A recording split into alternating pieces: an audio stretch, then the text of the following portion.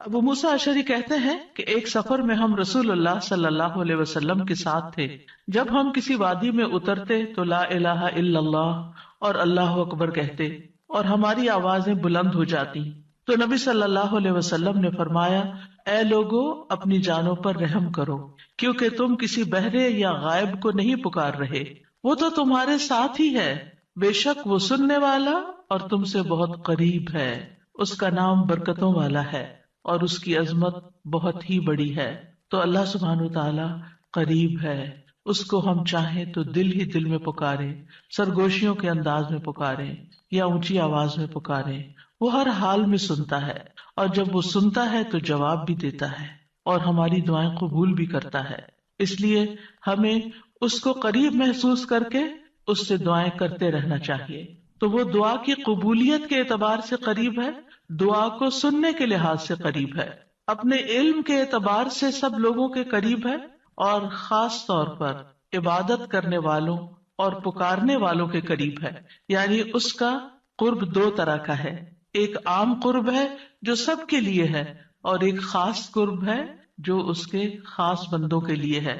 اور وہ خاص بندے جو عبادت گزار ہیں، جو اس کا ذکر کرتے ہیں، جو اس کے شکر کرنے والے ہیں. تو اللہ سبحانہ تعالیٰ ان کی دعاؤں کو قبول کرتا ہے، ان کی مدد کرتا ہے اور انہیں نیک کاموں کی توفیق عطا کرتا ہے. یہاں پر آپ دیکھ رہے ہیں کہ فَإِنِّي قریب کہہ کے بندے اور رب کے درمیان کوئی فاصلہ نہیں رکھا گیا اس اعتبار سے کہ کوئی اور واسطہ ہو.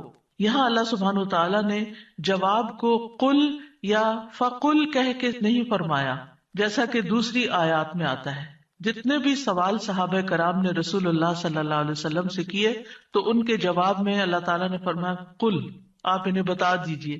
لیکن یہاں پر قل بھی نہیں آیا، ڈائریکٹ فإنی قریب اذا سألک عبادی انی فإنی قریب، یعنی بیچ میں کوئی واسطہ نہیں لایا گیا.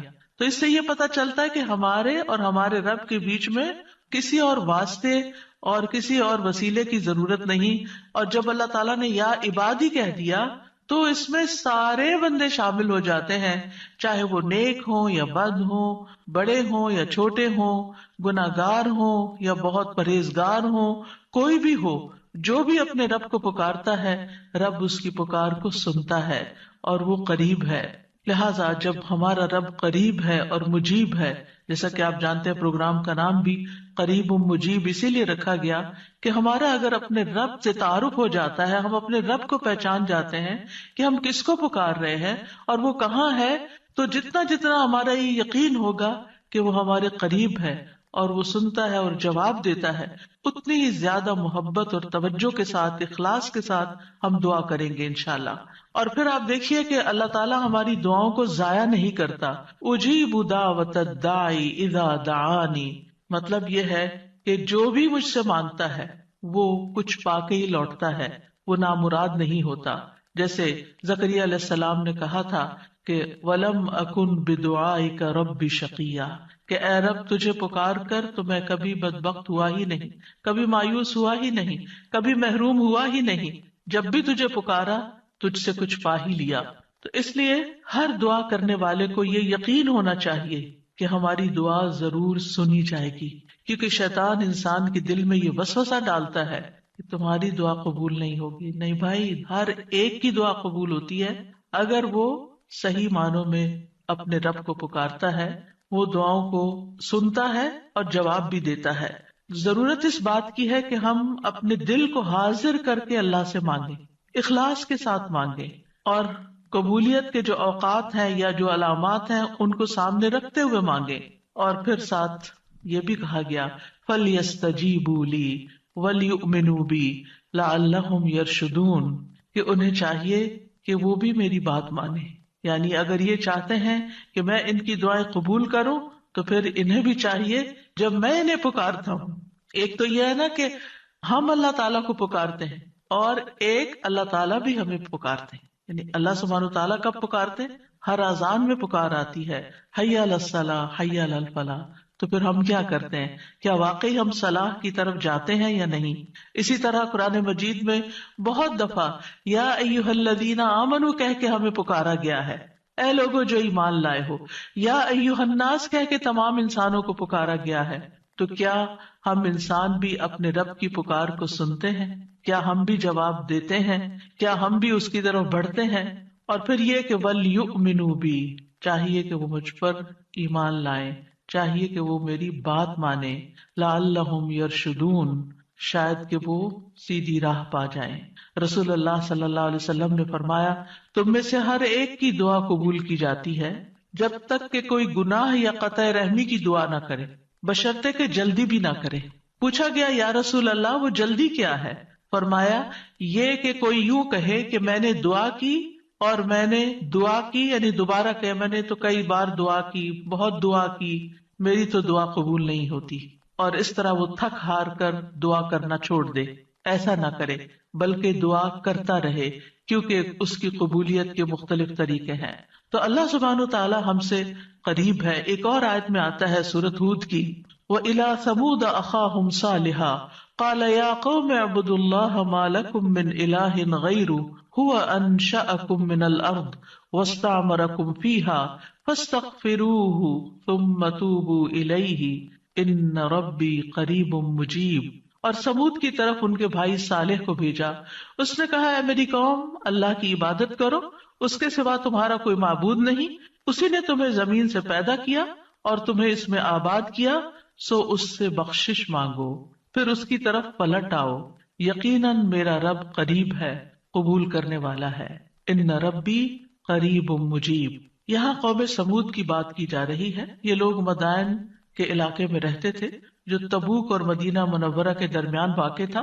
صالح علیہ السلام نے اپنی قوم کو ایک طرف اللہ سبحانہ تعالیٰ کی عبادت کی دعوت دی، توحید کی دعوت دی کہ صرف وہی تمہارا معبود ہے جس نے تمہیں پیدا کیا، جس نے تمہیں زمین میں آباد کیا، لہٰذا تم شرک سے اجتناب کرو، صرف اللہ کی طرف رجوع کرو۔ کیوں؟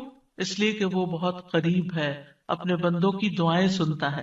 تو آپ دیکھیے، جو آپ کے قریب ہو اور جو آپ کی بات بھی سنتا ہو، تو کیا آپ نہیں چاہیں گے کہ آپ اس کے قریب ہوں؟ یہاں پر آپ دیکھیے کہ دعا کرنے سے پہلے دو چیزوں کی بات ہے، استغفار اور توبہ کی، کہ اس سے استغفار کرو اور توبہ کرو تو تمہاری دعائیں قبول ہوں گی۔ توبہ کا مطلب یہ ہے کہ گناہوں سے کنارہ کشی اختیار کرو اور اس بات کا پکا وعدہ کرو کہ آئندہ گناہ نہیں کرو گے۔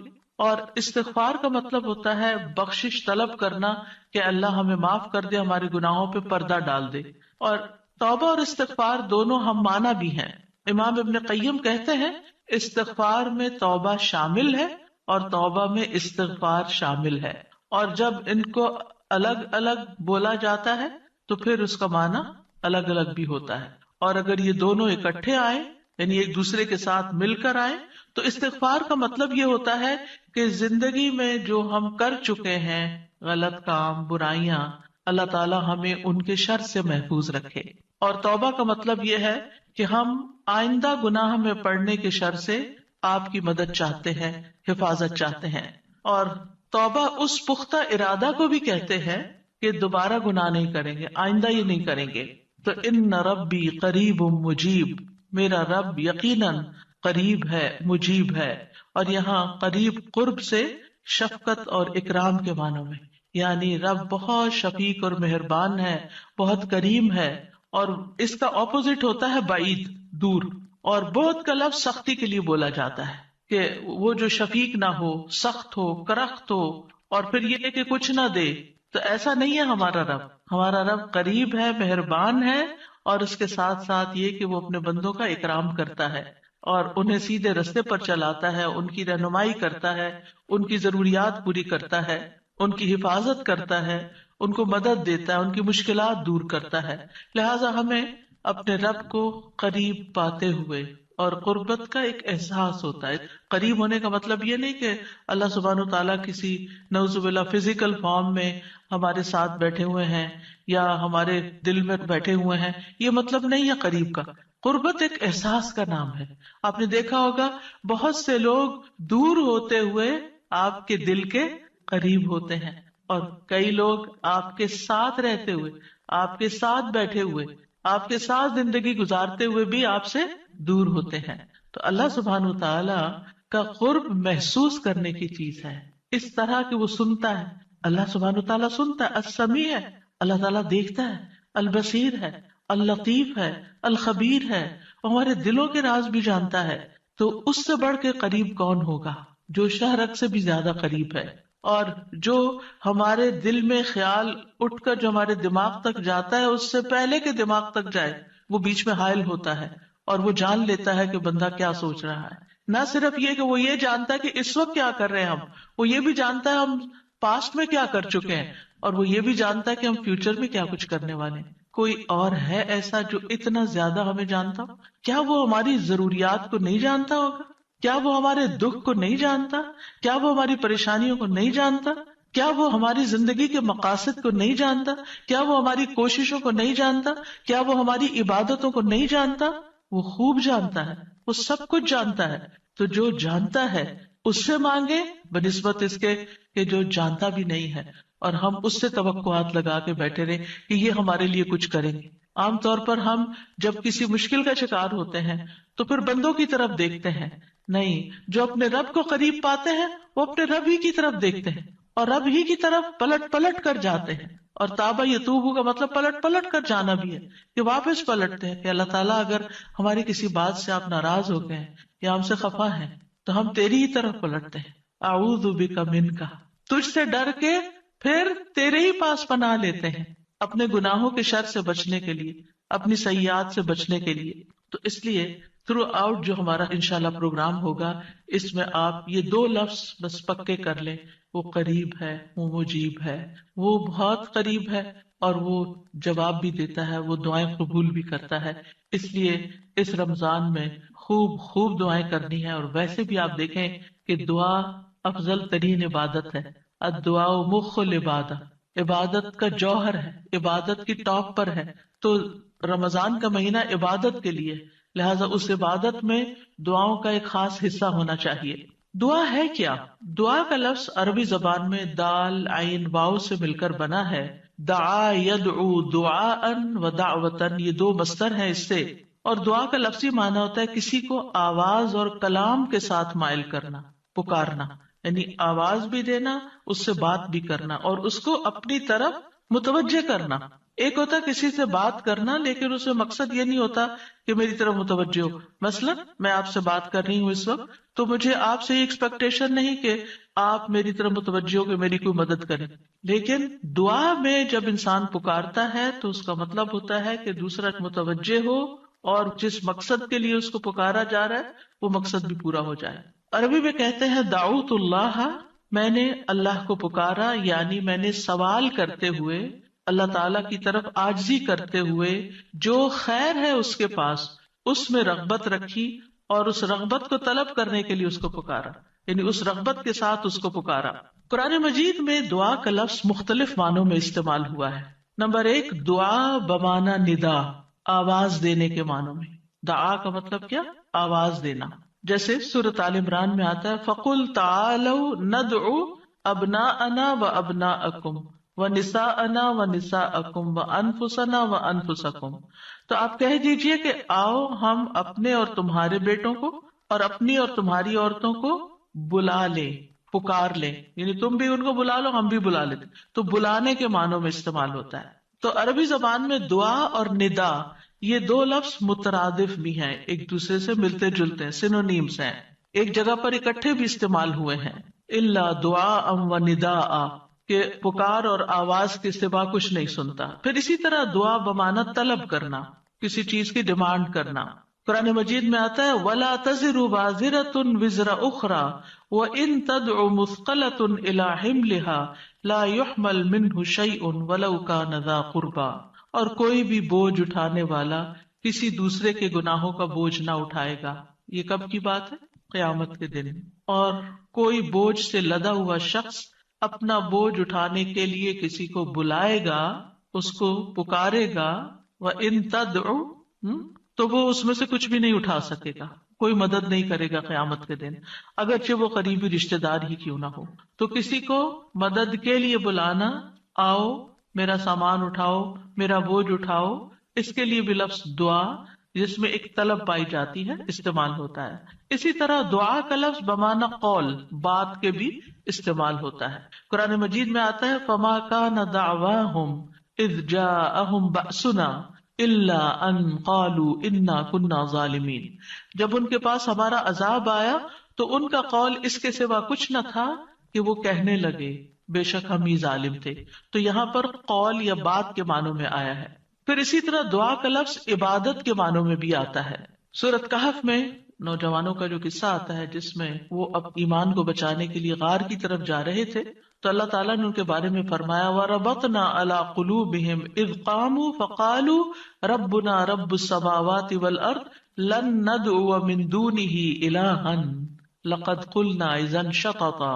اور ہم نے ان کے دلوں کو مضبوط کر دیا جب وہ اٹھ کھڑے ہوئے تو کہنے لگے ہمارا رب تو آسمانوں اور زمین کا رب ہے، ہم ہرگز اس کے سوا کسی الہ کو نہیں پکاریں گے، یعنی اس کی عبادت نہیں کریں گے، اور اگر ہم ایسا کریں تو یقیناً ہم نے ناانصافی کی بات کی. تو دعا بمعنی عبادت.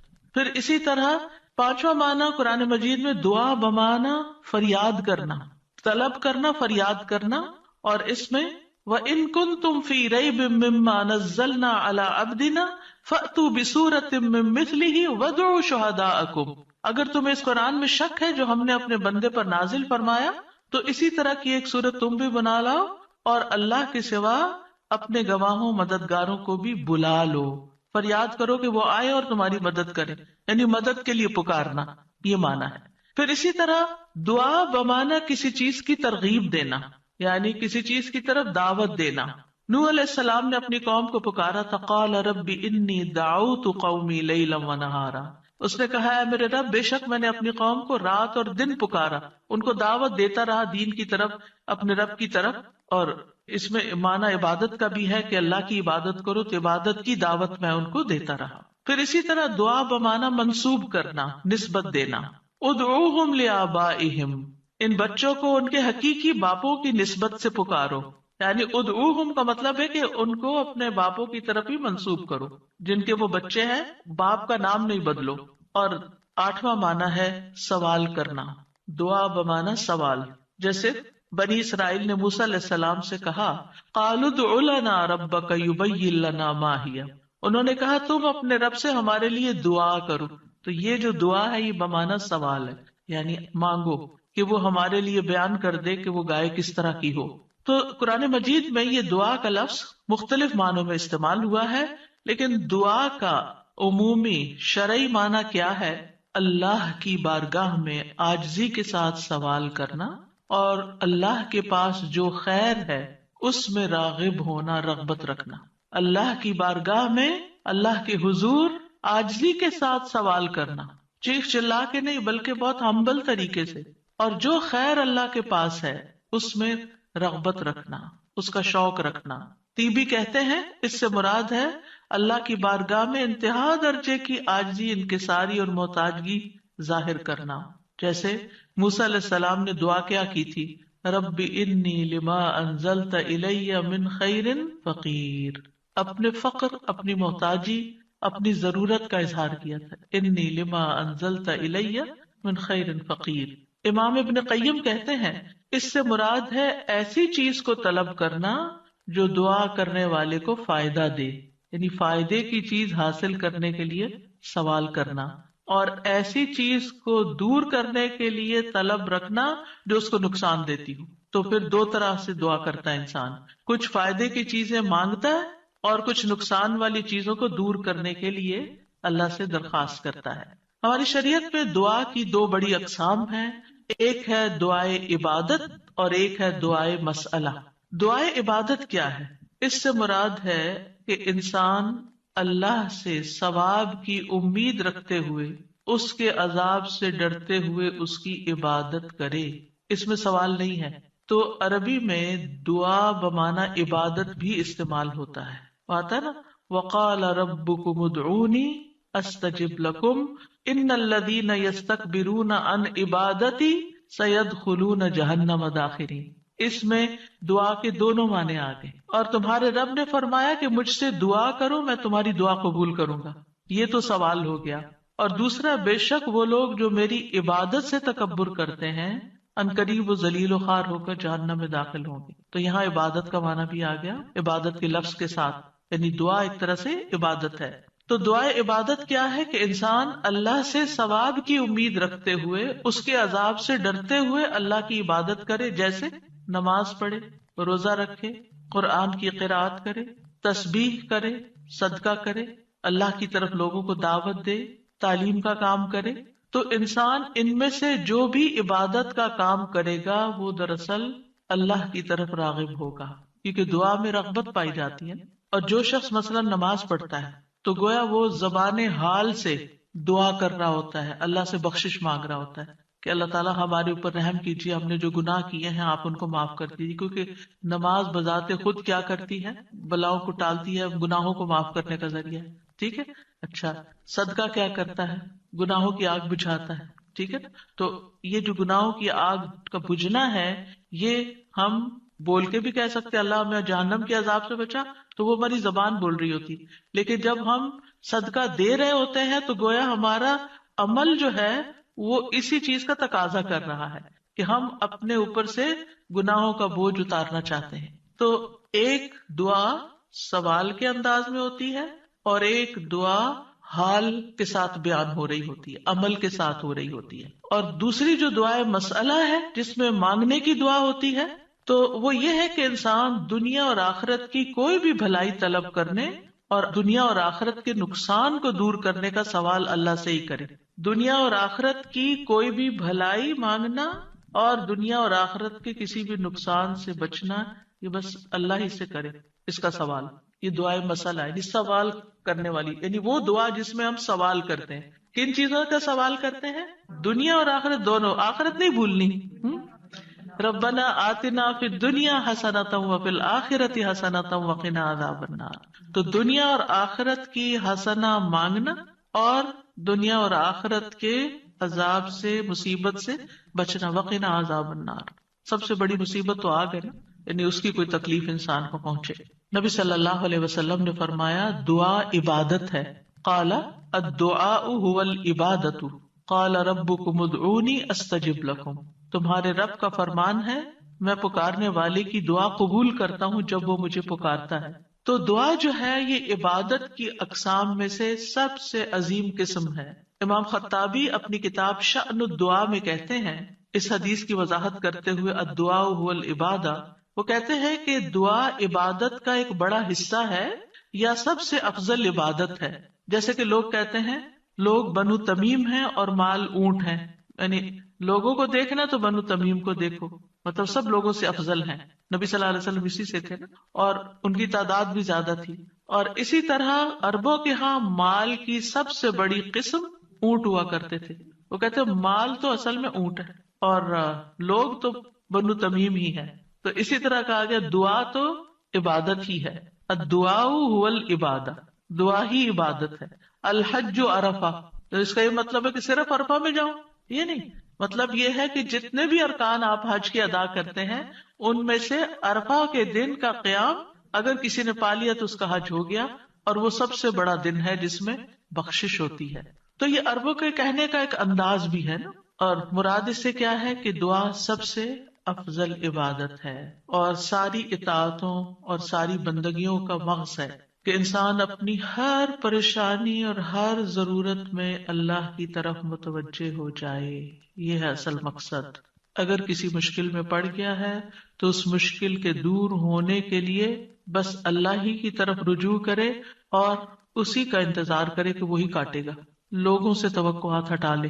اس کا مطلب نہیں کہ ہم لوگوں سے ہیلپ لے نہیں سکتے، آپ لوگوں سے ہیلپ لے سکتے ہیں، آپ ان کو بتا سکتے ہیں کہ آپ کس مشکل میں اور اس کا حل کیا ہے، لیکن ان سے توقع نہ رکھے کہ یہ میری مشکل حل کر دیں گے. مثلا آپ کو کوئی پرابلم ہوئی ہے، آپ کسی سے مشورہ کرنا چاہتے ہیں، آپ کسی سے کاؤنسلنگ لینا چاہتے ہیں، آپ ضرور لیں، لیکن یہ توقع نہ رکھیں کہ یہ آپ کا مسئلہ حل کر دے گا یا بس یہی آپ کے لیے سب کچھ ہو گیا. اس کو اللہ سبحانہ وتعالیٰ سے آگے نہ رکھیں. کہتے ہیں نا ہمت مردہ مدد خدا.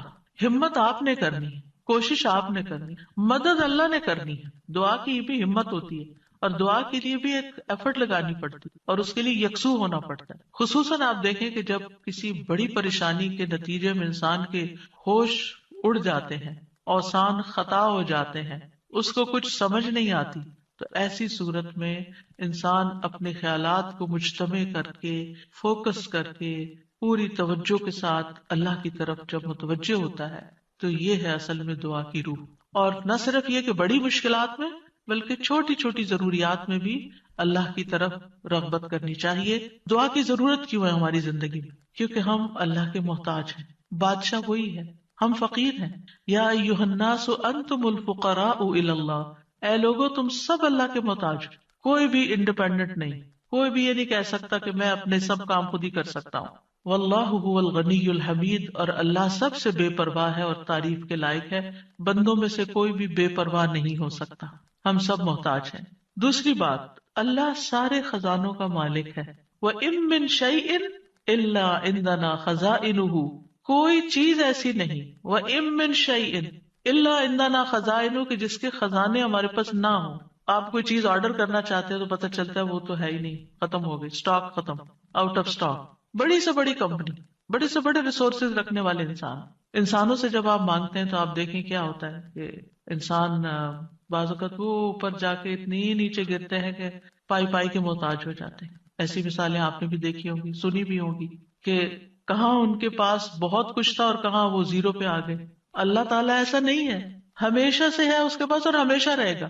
ساری مخلوق اگر کسی میدان میں جمع ہو کر سب کچھ مانگے تو بھی اللہ تعالیٰ کے خزانوں میں اتنی کمی نہیں آتی جتنی ایک سوئی کو سمندر میں ڈبو کے نکالا جائے تو پانی جو سوئی کے ساتھ لگتا ہے اتنی بھی کمی نہیں ہوتی. وہ جتنا چاہے خرچ کرتا رہے، جتنا چاہے وہ بندوں کو دیتا رہے، پھر بھی اس کے ہاتھ بھرے رہتے ہیں، ان میں کوئی کمی نہیں ہوتی.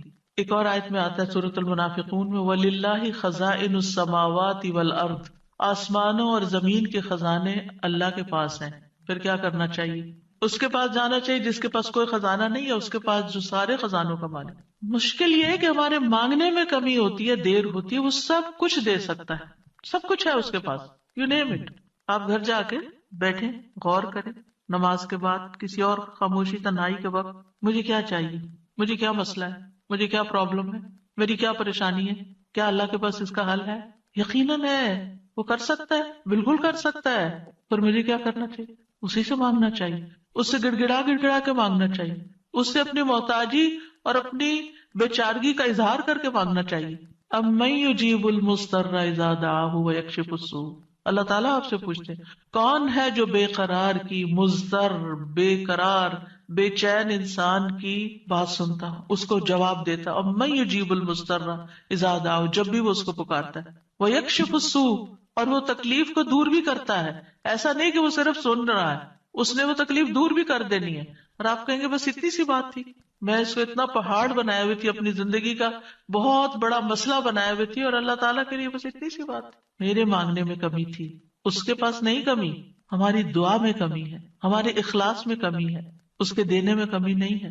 اس طرح پکارا کرے نا کہ اللہ تعالیٰ آپ تو دے کر کسی کمی کا شکار نہیں ہوتے، لیکن میری کمی پوری ہو جائے گی. پھر آپ دیکھیں ہر بھلائی دینے اور ہر تکلیف دور کرنے پہ قادر ہے. سورۃ الانعام میں آتا ہے وَإِن يَمْسَسْكَ اللَّهُ بِضُرٍّ فَلَا كَاشِفَ لَهُ إِلَّا هُوَ وَإِن يَمْسَسْكَ بِخَيْرٍ فَهُوَ عَلَى كُلِّ شَيْءٍ قَدِيرٌ، اگر اللہ تجھے کوئی تکلیف پہنچائے تو اس کے سوا کوئی دور کرنے والا نہیں، اور اگر وہ تجھے کوئی بھلائی پہنچائے تو وہ ہر چیز پر پوری طرح قادر ہے. وہ سب کچھ کر سکتا ہے، وہ قادر ہے. نہ آپ کی کوئی خیر اور بھلائی کو لے جا سکتا ہے، کیونکہ عام طور پہ ہم وہم کا شکار رہتے ہیں کہ اگر میری اس نعمت کا کسی کو پتہ چل گیا تو پھر کیا ہوگا، شاید وہ نظر ہی لگ جائے اور نعمت چھین ہی جائے. ہر وقت اس وہم کا شکار رہنا دراصل اپنے آپ کو ٹارچر کرنا ہے. نہیں، وَإِن يَمْسَسْكَ بِخَيْرٍ، اگر اللہ نے آپ کو کوئی خیر دی ہے، فَهُوَ عَلَى كُلِّ شَيْءٍ قَدِيرٌ، وہ ہر چیز پہ قادر ہے، وہ آئندہ بھی دیے رکھے گا. اس نے اس لیے تھوڑی دی ہے کہ بس ایک بندہ کوئی دیکھے اس چیز کو اور بس وہ واپس لے لے، وہ ایسا نہیں کرتا. ایک روایت میں آتا ہے کہ ایک شخص نے رسول اللہ صلی اللہ علیہ وسلم سے پوچھا، اے اللہ کے رسول، آپ کن چیزوں کی دعوت دیتے ہیں؟ یعنی آپ کی دعوت کیا ہے، آپ کیا بتاتے ہیں لوگوں کو، آپ کیا سکھاتے ہیں؟ آپ نے فرمایا، میں اس اللہ کی طرف دعوت دیتا ہوں جو اکیلا ہے، وہ اللہ کہ جب تم پر کوئی مصیبت آتی ہے اور تم اسے پکارتے ہو تو وہ تم سے تمہاری مصیبت دور کر دیتا ہے. یہ ہے اللہ کا تعارف. جب آپ کے بچے آپ سے پوچھیں اللہ کون ہے تو آپ کیا بتاتے ہیں؟ بڑے بڑے لفظ بولتے ہیں نا. یہ دیکھیں یہاں پر کیا بولا گیا، اتنے سمپل. آپ بچے کو کہہ سکتے ہیں اللہ وہ ہے جو تمہیں کھانا دیتا ہے، اللہ وہ ہے جو تمہیں فلاں چیز دیتا ہے، تمہیں ماما بابا دیے ہیں. جو جو بچے کی ضرورت ہوتی ہے ایج کے حساب سے، آپ اس اعتبار سے بچے کو اللہ کا تعارف کرا سکتے ہیں ان چیزوں کے ساتھ جو نظر آتی ہیں اور جو اس کی پسند کی ہیں کہ وہ ہے اللہ. پھر آپ نے فرمایا کون ہے اللہ؟ کہ جب تم کسی بیابان اور جنگل میں راستہ بھول جاؤ اور تم اس سے دعا کرو تو وہ تمہیں واپس پہنچا دیتا ہے. اور صرف جنگل بیابان نہیں، اب تو خیر جی پی ایس وغیرہ کی سہولت موجود ہے، اس کے باوجود بھول جاتے ہیں نا، اس کے باوجود غلط ٹرن لے لیتے ہیں، کبھی پہلے اور کبھی بعد میں. جی پی ایس فریز ہو جاتے ہیں، نیٹ چلا جاتا ہے، روڈ میپ ختم ہو جاتا ہے، کئی مسائل ہیں. تو کبھی بھی راستہ بھولیں تو ہم پہلی بات یہ سوچیں کہ اللہ سے دعا کرتے ہیں اللہ راستہ دکھا دے. راستہ بھولنے پر مجھے کبھی ٹینشن نہیں، میں ہمیشہ سوچتی ہوں اللہ پہنچا دے گا، ہو جائے گا، کوئی مسئلہ نہیں. اللہ کے تو علم ہے نا. میں تو کہتی ہوں کہ آپ کو پتا ہے نا کہاں ہے، بس وہاں لے جائیں. ہمیں نہیں پتا، آپ کو تو پتا ہے نا. تو جب آپ اللہ سے مانگتے ہیں، کبھی لاڈ پیار سے، کبھی اس کی کسی صفت کا واسطہ دے کر، کبھی اپنی عاجزی محتاجی ظاہر کر کے، تو وہ ضرور سنتا ہے. پھر فرمایا وہ ذات کہ جب تم قحط سالی میں مبتلا ہوتے ہو اور تم اس سے دعا کرتے ہو تو وہ تم پر پیداوار ظاہر کر دیتا ہے، یعنی تمہاری پیداوار اگا دیتا ہے زمین سے. یہ ہے اللہ، یہ اللہ کا تعارف. پھر آپ دیکھیے کہ ہم کیوں اللہ سے مانگے؟ کیونکہ زمین و آسمان کی ساری مخلوق اللہ ہی سے مانگتی ہے، تو ہم کیوں نہ مانگے؟ آپ غور کیجئے ذرا اس بات پر، یسألہ من فی السماوات والارض کل یوم هو فی شأن. اسی سے مانگتا ہے جو کوئی آسمانوں اور زمین میں ہے، ہر دن وہ ایک نئی شان میں ہے. اسی سے مانگ رہا ہے ہر کوئی جو آسمانوں اور زمین میں ہے. ہر کوئی. کون کون ہے آسمانوں اور زمین میں؟ آسمانوں میں فرشتے ہیں جن کو ہم جانتے ہیں، زمین پر انسان اور جنات ہیں، اس کے علاوہ جو اور مخلوقات ہیں وہ ساری مخلوق اللہ سے مانگ رہی ہے. اگر ساری مخلوق اللہ سے مانگتے اور ہم کسی اور سے مانگنا شروع کر دیں، غیر اللہ سے مانگے، تو کتنی حماقت والی بات ہے نا. اللہ نے عقل اسی لیے دی تھی کہ ہم اللہ ہی کو نہ پہچانے. تو اللہ سبحانہ تعالیٰ سے سوال کرنے کے اعتبار سے 4 طرح کے لوگ ہیں. امام ابن تیمیہ کہتے ہیں پس تمام آسمانوں اور زمین کے لوگ اللہ سے سوال کرتے ہیں تو ان کے 4 درجات بن جاتے ہیں. پہلی قسم، کچھ وہ لوگ ہوتے ہیں جو نہ ہی اللہ کی عبادت کرتے ہیں نہ ہی اس سے مدد طلب کرتے ہیں، حالانکہ اللہ نے ان کو پیدا کیا، ان کو رزق دیا، ان کو عافیت دی. تو یہ کون ہے؟ نہ اللہ کی عبادت نہ ہی اس سے دعا، کچھ بھی نہیں، کوئی تعلق نہیں. دوسری قسم کے وہ لوگ ہوتے ہیں جو اللہ سے مدد طلب کرتے ہیں تو وہ ان کی مدد کر دیتا ہے، لیکن وہ اللہ کی عبادت نہیں کرتے. عبادت نہیں کرتے، ہاں جب کوئی مسئلہ پیش آتا ہے تو پھر کیا کرتے ہیں؟ پھر دعا کر لیتے ہیں. ایسے لوگ آپ نے دیکھے ہوں گے، نماز نہیں، روزہ نہیں، صدقہ خیرات کچھ نہیں، ہاں کوئی مشکل پیش آئے تو پھر اللہ سے دعا کرتے ہیں. تیسری قسم کے کچھ وہ لوگ ہوتے ہیں جو اللہ کی عبادت اور اطاعت طلب کرتے ہیں لیکن نہ ہی اس سے مدد مانگتے نہ اس پہ توکل کرتے. نماز روزہ کر لیں گے، دعا نہیں کرتے، کہتے ہیں اللہ کو پتہ ہی ہے نا کیا چاہیے، اب مانگنا کس لیے؟ نہیں. اللہ تعالیٰ خود فرماتے وقال ربکم ادعونی، تمہارا رب کہتا ہے مجھ سے دعا کرو، تو کیوں نہ دعا کریں؟ ہمیں دعا کرنی ہے. چوتھی قسم کے وہ لوگ ہوتے ہیں جو اللہ کی عبادت بھی کرتے ہیں اور اس سے دعا بھی کرتے ہیں، اس سے مدد بھی طلب کرتے ہیں. تو اللہ تعالیٰ اپنی عبادت اور اطاعت پر ان کی مدد کرتا ہے. جیسے ہم کہتے ہیں رب اعینی علی ذکرک و شکرک و حسن عبادتی، تو اللہ تعالیٰ مدد بھی فرماتا ہے. اب ہم اپنے آپ کو دیکھیں کہ ہم کون سی کیٹیگری میں فال کرتے ہیں، ہم کہاں ہیں؟ کیا ہم ان لوگوں میں ہیں جو عبادت بھی کرتے ہیں اور دعا بھی کرتے ہیں، تو یہ ٹاپ کلاس کے لوگ ہیں، اور باقی اللہ تعالیٰ کے حق میں کبھی کوتاہی کرتے ہیں. تو ہمیں دعا کرتے رہنا چاہیے، اللہ تعالیٰ کو پکارتے رہنا چاہیے، ہر ضرورت میں، ہر مقصد میں، ہر پریشانی میں، ہر دکھ میں، ہر بیماری میں، ہر موقع پر، ہر چیز کے لیے، چھوٹی سے چھوٹی چیز کے لیے، بڑی سے بڑی چیز کے لیے اللہ ہی سے مانگنا چاہیے. کیونکہ وہ دے کر احسان نہیں جتاتا، وہ دے کر شرمندہ نہیں کرتا، وہ دے کر ہم سے واپس نہیں مانگتا، وہ بغیر شرط کے دیتا ہے، غیر مشروط دیتا ہے. وَإِذَا سَأَلَكَ عِبَادِي عَنِّي فَإِنِّي قَرِيبٌ أُجِيبُ دَعْوَةَ الدَّاعِ إِذَا دَعَانِ فَلْيَسْتَجِيبُوا لِي وَلْيُؤْمِنُوا بِي لَعَلَّهُمْ يَرْشُدُونَ. تو ہمیں مانگتے رہنا چاہیے کیونکہ وہ قریب ہے، وہ مجیب ہے. اللہ سبحانہ وتعالیٰ اپنے بندوں کو خود فرماتا ہے کہ اللہ سے اس کے فضل کا سوال کرو، یہ اللہ کا حکم ہے. سورۃ النساء میں آتا ہے وَاسْأَلُوا اللَّهَ مِن فَضْلِ، اور اللہ سے اس کے فضل کو مانگو کہ اللہ اپنا فضل فرما۔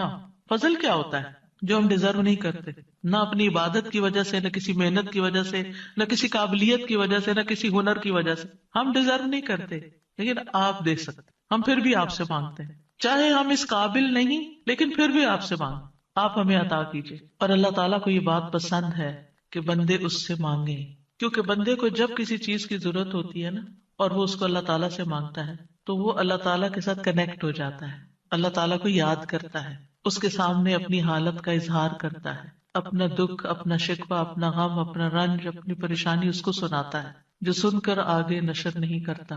جب ہم بندوں کے سامنے اپنی کسی پریشانی کا ذکر کر دیتے ہیں تو بعض اوقات کیا کرتے ہیں، وہ آگے بیان کر دیتے ہیں، اور یوں آپ کے راز کھل جاتے ہیں، آپ کا مرتبہ اور مقام لوگوں کی نگاہ میں گر جاتا ہے، کچھ لوگ آپ سے حسد کرنے لگتے ہیں، کچھ لوگ آپ کی تکلیف پہ خوش ہوتے ہیں۔ تو اس لیے ہمیں اللہ سبحانہ تعالیٰ کے سامنے ہی اپنے رنج اور دکھ کی فریاد رکھنی چاہیے۔ اللہ تعالیٰ اپنے بندوں کو ہر چیز کو اسی سے مانگنے کا حکم دیتا ہے۔ اب ہر چیز میں کیا ہے؟ صحیح مسلم کی روایت ہے، ابو ذر غفاری رضی اللہ عنہ کہتے ہیں کہ نبی صلی اللہ علیہ وسلم اپنے رب تبارک و تعالیٰ سے روایت کرتے ہیں کہ بے شک اللہ تعالیٰ فرماتا ہے، اے میرے بندو تم سب گمراہ ہو سوائے اس کے جسے میں ہدایت دوں، پس تم مجھ سے ہدایت مانگو میں تمہیں ہدایت دوں گا۔ نمبر 1 دعا کیا ہونی چاہیے؟ ہدایت کی۔ دن کی ہر رکعت میں ہم اہدنا الصراط المستقیم مانگتے ہیں، ہر کام میں ہمیں گائیڈنس چاہیے، ہمیں کلیرٹی چاہیے، چاہے دین کا کام ہو چاہے دنیا کا کام، ہر چیز میں ہمیں صحیح راستہ، صحیح اسٹریٹجیز اختیار کرنے کی ضرورت ہوتی ہے، تب وہ کام ہو پاتا ہے، اور اس طرح ساری کنفیوژن بھی دور ہو جاتی، ساری پریشانی بھی دور ہو جاتی کہ میں نے اللہ سے دعا کر لی، اللہ تعالیٰ آپ مجھے صحیح طریقہ بتا دیں، مجھے اس کام کو کیسے لے کے چلنا ہے۔ تو ہر موڑ پر، ہر کام میں ہمیں ہدایت کی ضرورت ہوتی ہے، تو اہدنا الصراط المستقیم۔ پھر فرمایا، اے میرے بندو تم سب بھوکے ہو سوائے اس کے جسے میں کھلاؤں، تو تم مجھ سے کھانا مانگو میں تمہیں کھانا کھلاؤں گا۔ سبحان اللہ، سب سے بڑی ضرورت ہدایت کے بعد انسان کی کیا ہے؟ کھانا، جو اس کو دن میں کئی بار کھانا پڑتا ہے، اور انسان سب سے زیادہ پریشان بھی اس کے لیے ہوتا ہے، اور مال کا سب سے بڑا حصہ بھی اسی پہ خرچ ہوتا ہے۔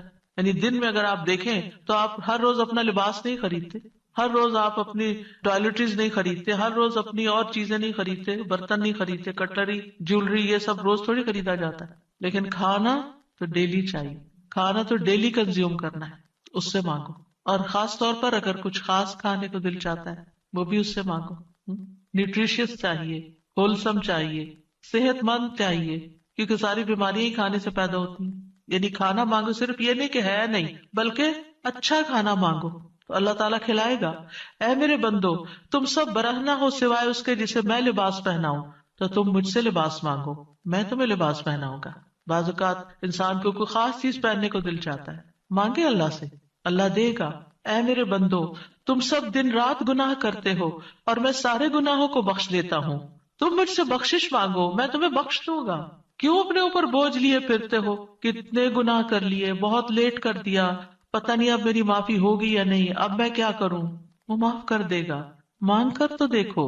اے میرے بندو اگر تمہارے اولین و آخرین اور جن و انس ایک صاف چٹیل میدان میں کھڑے ہو کر مجھ سے مانگنے لگے، اور میں ہر ایک کو جو مجھ سے مانگ رہا ہے وہ سب کچھ دے دوں جو وہ مانگ رہا ہے، تو میرے خزانوں میں کوئی کمی نہیں ہوگی مگر جتنی سمندر میں سوئی ڈال کر نکالنے سے کمی آتی، کچھ کمی نہیں۔ مانگو، اس کا تو کچھ نہیں بگڑتا، اس کا تو کچھ کم نہیں ہوتا۔ نبی صلی اللہ علیہ وسلم نے بھی اللہ سے مانگنے کا حکم دیا ہے۔ عبداللہ بن عباس کہتے ہیں ایک دن وہ رسول اللہ صلی اللہ علیہ وسلم کے پیچھے سوار تھے، تو رسول اللہ صلی اللہ علیہ وسلم نے ان سے فرمایا، اے لڑکے میں تجھے چند کلمات سکھا رہا ہوں، احفظ اللہ یحفظک، تم اللہ کے احکام کی حفاظت کرو اللہ تمہاری حفاظت کرے گا۔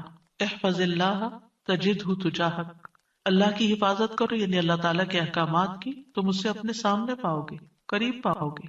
اذا سألت فاسأل اللہ، جب تمہیں مانگنا ہو اللہ سے مانگو، جب تمہیں مانگنا ہو، کچھ بھی مانگنا ہو۔ وَإِذَا اسْتَعَنْتَ فَاسْتَعِنْ بِاللَّهِ، اور جب مدد چاہیے اللہ سے مدد مانگو، کسی بھی طرح کی مدد، یعنی مدد صرف مالی مدد نہیں ہوتی، یا مدد صرف ان چیزوں کی نہیں ہوتی اوپر جن چیزوں کا ذکر ہوا ہے، مدد تو ہمیں ہر کام میں چاہیے۔ ہم کون سی لائن اختیار کریں، کون سا پیشہ اختیار کریں، کون سی جاب لیں، کون سی نہ لیں، کیا کریں کیا نہ کریں، فلان جگہ جانا ہے جائیں یا نہ جائیں، ہر معاملے میں. اور یہ جو ہمیں استخارہ سکھا دیا گیا تو یہ بھی تو یہی ہے. اور اس استخارے میں بھی آپ دیکھیے، اذا سألک عبادی انی فانی قریب اجیب دعوت الداعی اذا دعانی، اس میں بھی آپ دیکھیں بیچ میں واسطہ نہیں رہا نا. تو ہم کسی سے نہیں کہہ سکتے آپ میرا استخارہ کریں، آپ اپنے لیے خود ہی خیر مانگے. آپ صلی اللہ علیہ وسلم نے عبداللہ بن عباس سے کہا، جان رکھو اگر ساری دنیا مل کر بھی تمہیں نفع پہنچانا چاہے تو تمہیں نفع نہیں پہنچا سکتی سوائے اس کے جو اللہ نے تمہارے لیے لکھ دیا. اور اگر وہ سارے مل کر تمہیں کوئی نقصان دینا چاہے، نقصان نہیں دے سکتے سوائے اس کے جو اللہ نے تمہارے لیے لکھ دیا. کتنا بڑا توکل سکھاتی ہے یہ بات. کتنی فکریں پریشانیاں دل سے اور دماغ سے بالکل آف لوڈ ہو جاتی، کچھ نہیں ہوتا، کوئی کچھ نہیں بگاڑ سکتا.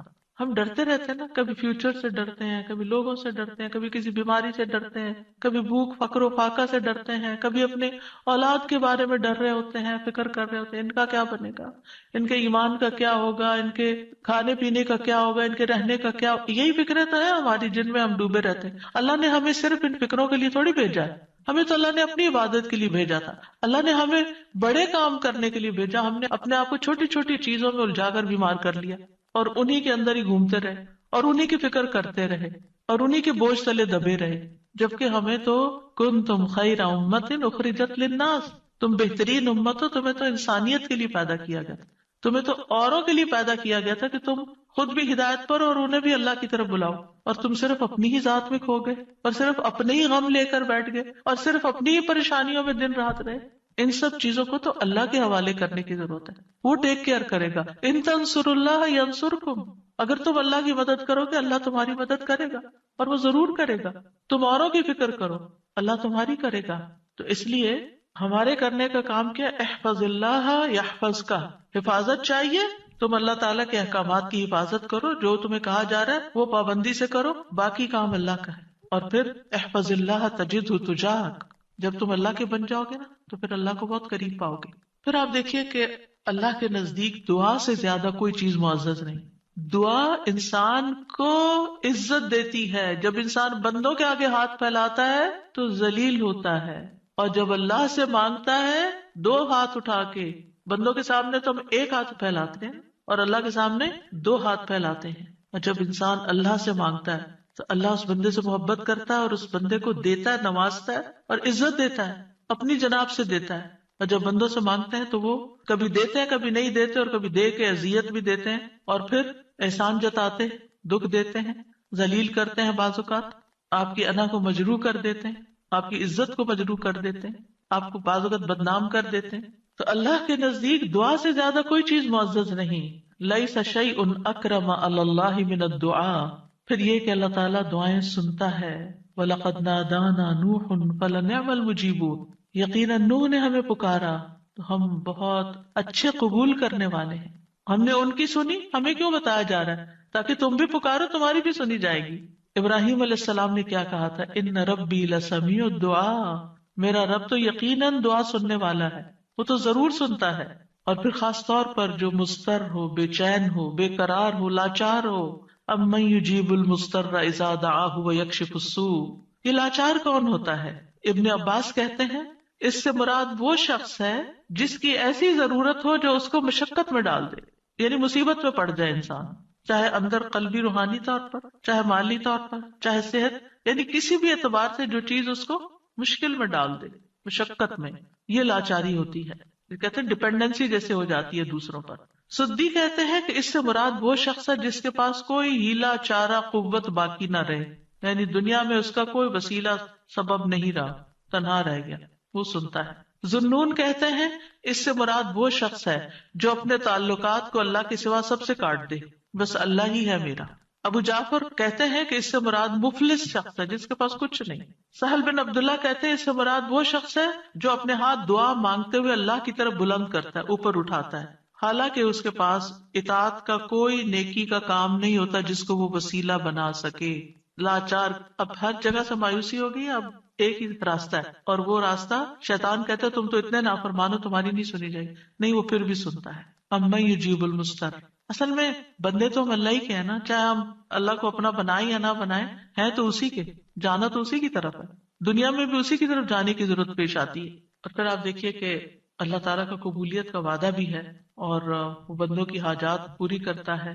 اللہ تعالیٰ خود پکارتے ہیں جب رات کا ایک تہائی حصہ بچتا ہے، آسمان دنیا پہ نزول فرما کے اللہ تعالیٰ فرماتے ہیں کون ہے جو مجھ سے دعا کرے تو میں اس کی دعا قبول کروں، کون ہے جو مجھ سے بخشش طلب کرے تو میں اسے بخش دوں، کون ہے جو مجھ سے رزق مانگے تو میں اس کو رزق عطا کروں، کون ہے جو تکلیف دور کرنے کی درخواست کرے تو میں اس کی تکلیف دور کروں. اور یہ اعلان فجر کے طلوع ہونے تک ہوتا رہتا ہے.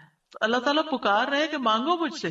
اب دیکھیے اگر کبھی آپ کے پیرنٹس میں سے کوئی یا کوئی بڑا یا اگر آپ سے کہے کہ اچھا مانگو، کیا مانگتے ہو، فرمائش کرو، کیا کرتے ہیں ہم، ہمارا حال کیا ہوتا ہے، بہت خوش ہو جاتے ہیں، اتنی بڑی آفر آ گئی، کرو فرمائش، کیا چاہیے، جیولری چاہیے، کپڑے چاہیے، جو چاہیے مانگو. تو ہمارا خوشی سے ایسا حال ہوگا کہ ہمیں یہ بھی یاد نہیں رہے گا کہ اب مانگنا کیا ہے. اللہ سبحانہ وتعالیٰ روز ہمیں پکارتے ہیں کرو فرمائش، مانگو کچھ، مانگو، اور ہم مانگتے ہی نہیں. جاگ بھی جائے تو ہم مانگتے نہیں. مانگنے کی ضرورت ہے. آپ دیکھیے کہ دنیا کے بادشاہ جب کوئی سوالی آتا ہے، کوئی بیگر آتا ہے، وہ دروازے بند کر دیتے ہیں. جو انسان 2 سے 3 دفعہ آپ سے کچھ مانگ چکا ہو، جب آپ اس کو دیکھتے ہیں تو وہ موڑ کے چل دیتے ہیں، یہ پھر آ گیا ہے، پھر کچھ مانگے گا. کیا اللہ تعالیٰ بھی ایسا کرتا ہے؟ 100 بار آئے آپ اس کے پاس، 100 بار عطا کرے گا. وہ اپنا دروازہ بند نہیں کرتا، وہ اپنی دولت نہیں چھپاتا. وہ تمہارے لیے ہر روز رات کو دروازہ کھولتا ہے، آ جاؤ تم میری طرف، مانگو مجھ سے. امام ابن قیم کہتے ہیں اللہ جس کے ساتھ خیر کا ارادہ کرتا ہے اس کے لیے ذلت کا، عاجزی کا، اللہ کی بارگاہ میں پناہ پکڑنے اور محتاجی ظاہر کرنے کا دروازہ کھول دیتا ہے. یعنی اس کو دعا مانگنا آ جاتا ہے، اور جس کو دعا کی توفیق مل گئی اس کو ہر خیر مل گئی. تو اصل چیز یہ ہے کہ دعا کی توفیق ہو جائے، دعا مانگنا شروع کر دیں.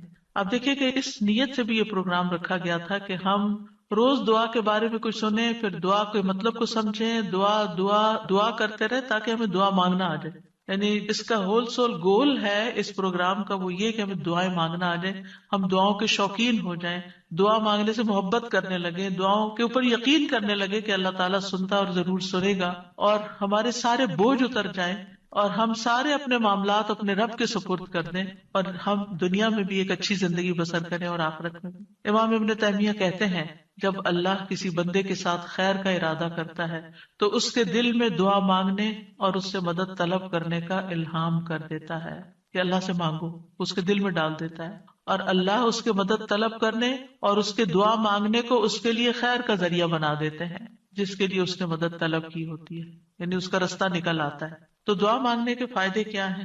دعا ہر حال میں انسان کو فائدہ دیتی ہے. نمبر 1، دعا مانگ رہے ہوتے تو آپ عبادت کر رہے ہوتے ہیں، یہ اجر الگ لکھا جاتا ہے. اللہ تعالیٰ کی پسند کا کام کر رہے ہوتے ہیں، اللہ تعالیٰ سے کنیکٹڈ ہوتے ہیں، اور پھر یا تو دعا فوراً قبول ہو جاتی ہے، جو مانگا وہ اسی وقت مل جاتا ہے، یا پھر یہ کہ کوئی ایسی مصیبت ٹل جاتی ہے جو آنے والی تھی اور آپ کی اس دعا کی وجہ سے وہ مصیبت چلی گئی.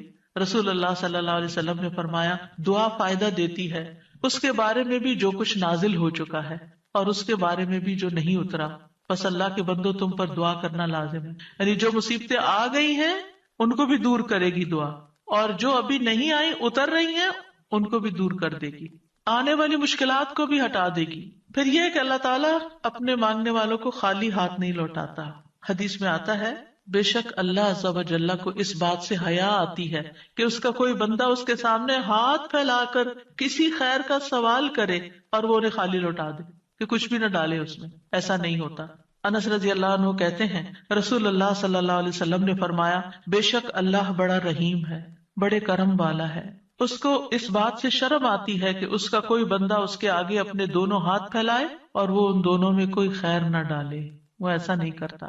جو مسلمان بھی اپنی حاجت اللہ کے آگے رکھ دیتا ہے اللہ تعالیٰ اسے ضرور نوازتا ہے، ضرور دیتا ہے. رسول اللہ صلی اللہ علیہ وسلم نے فرمایا جو مسلمان اپنا چہرہ اللہ کے سامنے گاڑ کر، یعنی پورے فوکسڈ طریقے سے توجہ کے ساتھ کسی چیز کا سوال کرتا ہے وہ اس کو وہ چیز ضرور عطا کرتا ہے، خواہ جلدی عطا کرے یا ذخیرہ کر کے رکھ لے اس کے لیے اگلی دنیا میں عطا کرے، لیکن ملتا ضرور ہے. اور پھر آپ دیکھیے اس آیت میں اللہ تعالیٰ نے کوئی شرط نہیں رکھی، یعنی جو مانگو گے میں دوں گا، یہ نہیں کہا تم یہ کر کے آنا پھر میں دوں گا.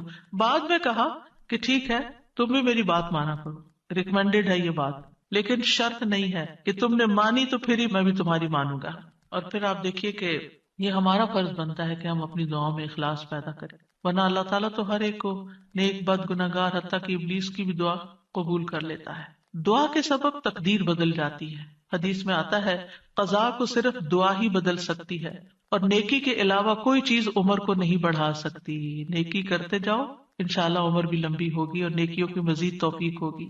دعا کی وجہ سے آزمائشیں ٹل جاتی ہیں۔ امام غزالی کہتے ہیں بس جان لے کہ قضاء و قدر میں سے یہ بھی ہے کہ اللہ آزمائشوں کو دعا کے ذریعے ٹال دیتا ہے، چنانچہ دعا آزمائشوں اور بلاؤں کو ٹالنے اور رحمت کے حصول کا سبب ہے، جیسا کہ ڈھال تیروں کو ٹالنے اور واپس لوٹانے کا سبب ہے، یعنی کہ جو شیلڈ ہے اس سے آپ پروٹیکٹڈ ہوتے ہیں، اور جیسے پانی زمین سے نباتات نکالنے کا سبب ہے، یعنی آپ پودا لگاتے ہیں، اس میں پانی لگاتے ہیں تو اس میں سے کچھ نکل آتا ہے۔ جن لوگوں کے گارڈنز ہیں وہ تو یہ تجربہ کرتے ہی ہوں گے کہ جب سمر آتی ہے اور وہ ڈالتے ہیں کچھ تو پھر اس میں سے ننھی منی کونپلیں نکلتی ہیں، لیکن اگر نہیں تو میں آپ سب کو ریکمینڈ کروں گی کہ اللہ الخالق کی تخلیق کو دیکھنے کے لیے گھر میں ہی کوئی مٹی کا پاٹ رکھ لیجئے اور اس میں کوئی بیج ڈال دیجئے، اور ان بیجوں کے پھوٹنے اور چھوٹی چھوٹی کونپلیں نکلنے کے عمل کو دیکھیے، آپ کو اللہ پہ اتنا پیار آئے گا، اتنی محبت آئے گی۔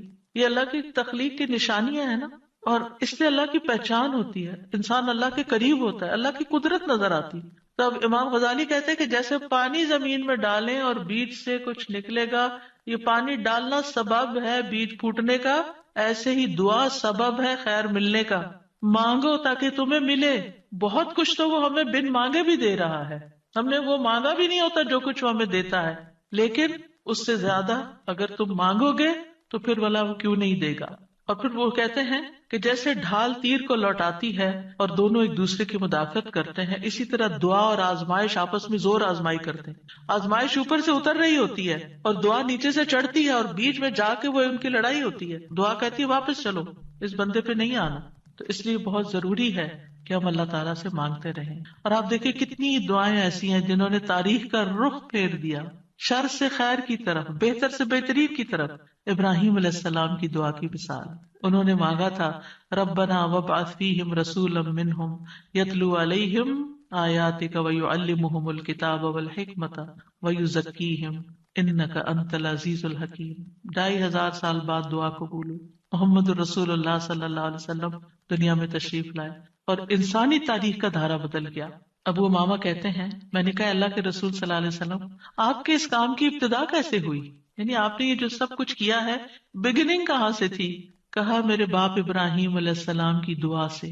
آپ بھی اپنے بچوں کے لیے، نسلوں کے لیے، اپنے شاگردوں کے لیے دعائیں کیا کریں، معلوم نہیں ان میں سے کون آپ کی دعا کی وجہ سے کوئی ایسا خیر کا کام کر جائے جو آپ کے لیے بہترین صدقہ جاریہ بن جائے۔ تو دوسروں کے لیے دعائیں کرنے میں بخل سے کبھی کام نہ لیں۔